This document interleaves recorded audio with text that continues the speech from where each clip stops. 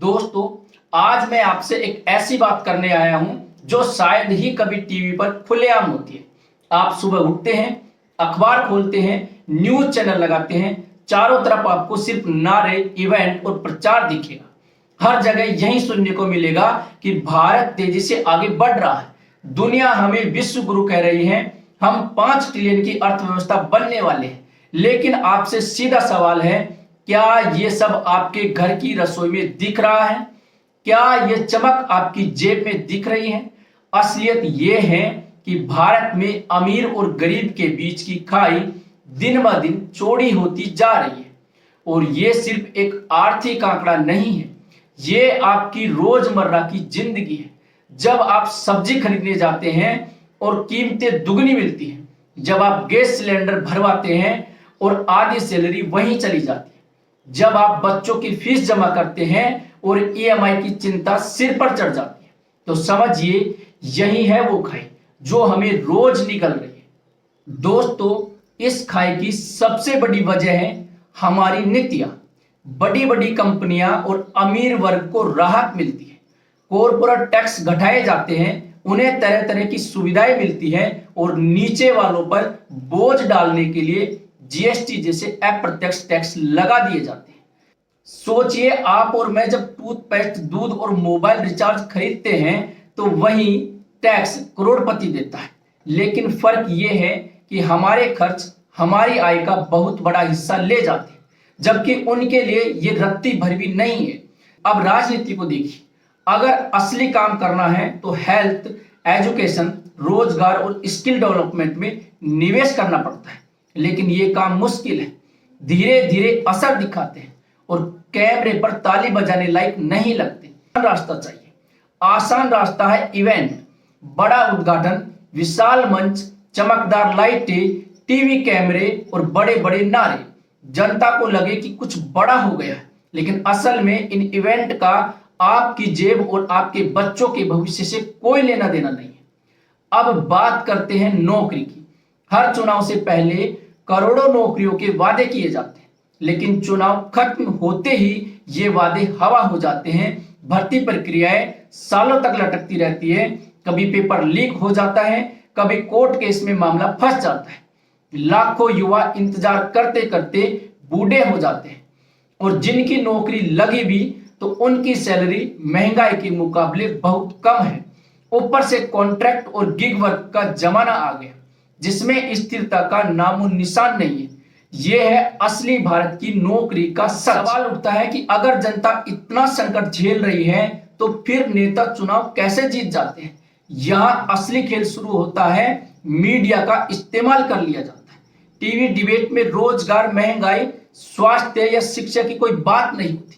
वहां होगी धर्म, जाति, पाकिस्तान, मंदिर, मस्जिद, बॉलीवुड और क्रिकेट, न जाने क्या क्या। यानी जनता का ध्यान असली मुद्दों से हटाकर उन चीजों पर लगा दो जिनसे गुस्सा तो बहुत आता है लेकिन पेट खाली ही रहता है। यही है चुनाव जीतने की असली ट्रिक, मुद्दों से ध्यान हटाना। जब असमानता इतनी बढ़ जाती है तो जनता बेचैन होती है। इस बेचैनी को संभालने के 2 रास्ते, या तो असली सुधार करो, शिक्षा, रोजगार, स्वास्थ्य में निवेश करो, लेकिन वो मुश्किल काम है। दूसरा रास्ता है समाज को बांटो, धर्म और जाति के मुद्दे खड़े करो, जनता को हम और वे में बांट दो। जब जनता आपस में ही लड़ती रहेगी तो किसी से ये पूछने का मौका ही नहीं मिलेगा कि रोजगार कहां है, महंगाई क्यों बढ़ रही है, अस्पताल में दवा क्यों नहीं है। यही रास्ता चुना जाता है। अब चुनावी सोच को समझिए। बड़े बड़े नारे बनाए जाते हैं, विश्व गुरु, $5 ट्रिलियन की इकोनॉमी, नया भारत। इन नारों की ताकत यह है कि ये जनता को सपने बेचते हैं और जनता सपनों में जीना पसंद करती है, क्योंकि हकीकत बहुत कड़वी होती है। जब टीवी पर रोज यही दोहराया जाता है कि देश चमक रहा है तो लोग अपनी जेब के खालीपन को भी भूल जाते हैं। यही है नैरेटिव का खेल, लेकिन पैसे का खेल इससे भी बड़ा है। चुनाव दुनिया का सबसे महंगा इवेंट है और इसके लिए भारी भरकम पैसा चाहिए। ये पैसा कहां से आता है? बड़े बड़े कॉरपोरेट और उद्योगपतियों से। और जब पैसा उनसे आएगा तो नीतियां भी उनके ही पक्ष में बनेगी। आप सोचिए, अगर कोई उद्योगपति चुनाव फंडिंग में करोड़ों रुपए दे रहा है तो क्या सरकार उसकी बात नहीं सुनेगी? और जब ये फंडिंग गोपनीय बना दी जाए, जैसे इलेक्टोरल बॉन्ड, तो जनता को कभी पता ही नहीं चलेगा कि कौन किसे फंड कर रहा है। ऐसे में नीति बनती है अमीरों के लिए, लेकिन नारा लगाया जाता है गरीबों के नाम पर।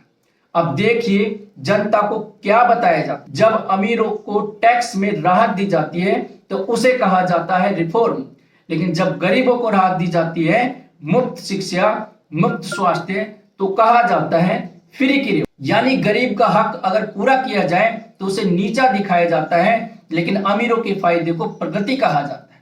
यही है असमानता को स्थायी बनाने का तरीका। और जब कोई रिपोर्ट आती है, जैसे रोजगार का डेटा हो, चाहे गरीबी का डेटा हो, चाहे भूख का स्तर या शिक्षा की गुणवत्ता का डेटा हो, तो उसे दबा दिया जाता है या झूठा बता दिया जाता है। क्योंकि अगर जनता को असली आंकड़े दिख जाए तो सवाल पूछने शुरू हो जाएंगे, और यही सरकार नहीं चाहती। इसलिए असली डेटा छिपा दिया जाता है और चमकदार प्रचार से जनता को बहाल कर दिया जाता है। दोस्तों, अब सवाल है, क्या हम इस खाई को कम कर सकते हैं? बिल्कुल कर सकते हैं। अमीरों को ज्यादा योगदान देना पड़े और गरीबों पर बोझ कम किया जाए। सरकारी स्कूल और अस्पताल मजबूत किए जाए ताकि गरीब और मिडिल क्लास को राहत मिले। छोटे उद्योगों को समर्थन किया जाए ताकि रोजगार स्थायी हो। चुनावी फंडिंग पारदर्शी हो ताकि नीतियां सिर्फ कॉर्पोरेट के लिए ना बने, और मीडिया को आजाद किया जाए ताकि सवाल पूछना देशद्रोह ना कहलाए। लेकिन ये सब तभी होगा जब जनता अपनी प्राथमिकताएं बदलेगी। अगर आप वोट देते समय मंदिर, मस्जिद, जाति और झगड़ों को याद रखेंगे तो सरकार इन्हीं मुद्दों पर खेलती रहेगी। लेकिन अगर आप वोट देते समय रोजगार, महंगाई, स्कूल और अस्पताल को याद रखेंगे तो कोई भी सरकार मजबूर होगी कि असली काम करे। इसलिए अगली बार जब कोई आपको धर्म या जाति के नाम पर भड़काने की कोशिश करे तो उसी वक्त अपनी जेब में हाथ डालकर देखना वहां कितने पैसे। अपनी रसोई देखना, गैस, आटा और सब्जी की कीमतें क्या कहती है। अपने बच्चों का स्कूल देखना, फीस और क्वालिटी क्या कहती है।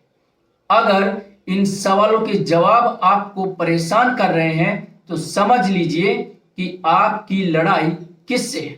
आपकी लड़ाई किसी धर्म या जाति से नहीं, आपकी लड़ाई उस असमानता से है जिसे चुनावी राजनीति ने स्थायी बना दिया। दोस्तों, हम अमीरों के खिलाफ नहीं है, हम अन्याय के खिलाफ है। हम चाहते हैं ऐसा भारत जहां मेहनत करने वाले आगे बढ़े, चाहे वो किसान हो, मजदूर हो, शिक्षक हो या कोई छोटा व्यापारी। हमें ऐसा भारत चाहिए जहां चुनाव पारदर्शी हो, जहां मीडिया जनता का हो। यही लोकतंत्र का असली सपना है। तो अब फैसला आपको करना है, क्या आप सिर्फ नारे और इवेंट देखकर ताली बजाते रहेंगे या असली मुद्दों पर आवाज उठाएंगे। अगर आप सच में बदलाव चाहते हैं तो अपने परिवार, अपने दोस्तों को इस वीडियो को जरूर भेजिए और कमेंट में लिखिए आपके इलाके में सबसे बड़ी समस्या क्या है, ताकि अगली बार हम उस पर बात कर सकें। जय हिंद, जय भारत।